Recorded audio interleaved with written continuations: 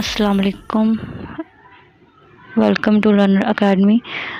Myself Zanara Rajput. Today is our 23rd lecture on cognitive psychology. ठीक है, जिसमें आज मैंने बात करनी है मेमोरी पे। फर्स्ट ऑफ ऑल ये मैं क्लियर कर दूं कि जो मेमोरी है वो होती क्या है या उसको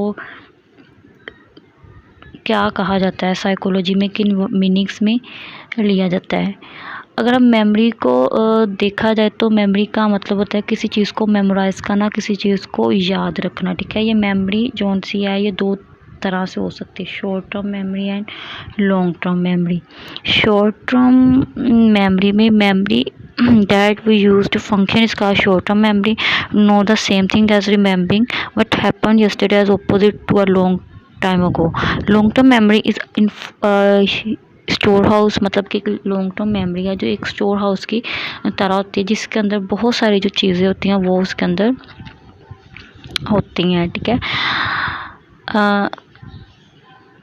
मतलब कि बहुत पुरानी। अब ये है कि हमें अपना कह लो कि 2-3 साल पहले की बातें जो उनसे अक्सर वो याद होती हैं, अपने बचपन की कुछ बातें होती हैं वो याद होती है। ये सारी जो होती है वो लॉन्ग टर्म मेमोरी की का पार्ट होती हैं। Short term memory is limited इस कैपेसिटी। शॉर्ट टर्म मेमोरी होती है वो इसकी जो लिमिट होती है इस कैपेसिटी की। Using the computer analogy STM can be compare to RAM. मतलब ये है कि शॉर्ट टर्म मेमोरी और शॉर्ट टर्म मेमोरी को हम रैम से कंपेयर किया जा रहा है यहाँ पे। ठीक है, cognitive psychologists use the term short-term memory for this kind of memory, but sometimes use the term short memory, working memory. Working memory operates in present moment. This is also called here and now. ठीक है, ये होती है कि जो short term memory होती है ये हमारे जैसे अभी 5 मिनट पहले मैंने क्या बोला, ये 5 मिनट मैंने पहले क्या किया है वो हमारी शॉर्ट टर्म मेमोरी का हिस्सा हो जाएगा। ठीक है, कल मैंने क्या किया था, परसों क्या किया था या 2 साल पहले क्या किया था वो मेरा लॉन्ग टर्म मेमोरी का जो पार्ट है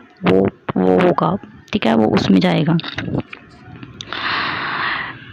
Like when someone tell us telephone number we want to store in our mobile, until do not store this number, we rehearse the number in our mind.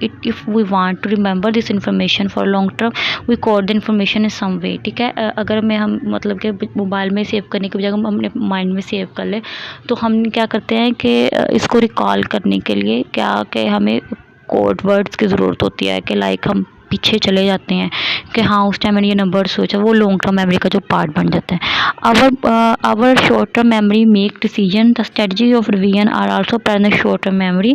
Short term memory के ज़रिए ही हम अपने decision लेते हैं। For example if we are shopping thing we market we make decision to buy the things. मतलब कि अगर हम शॉपिंग करने के लिए गए हैं, घर से हमने कुछ डिसाइड नहीं किया तो वहाँ जाकर हम डिसाइड करें कि कौन सा कलर लेना है, ये क्या वो चीज़ हमारी जो है शॉर्ट टर्म मेमोरी का पार्ट होगी।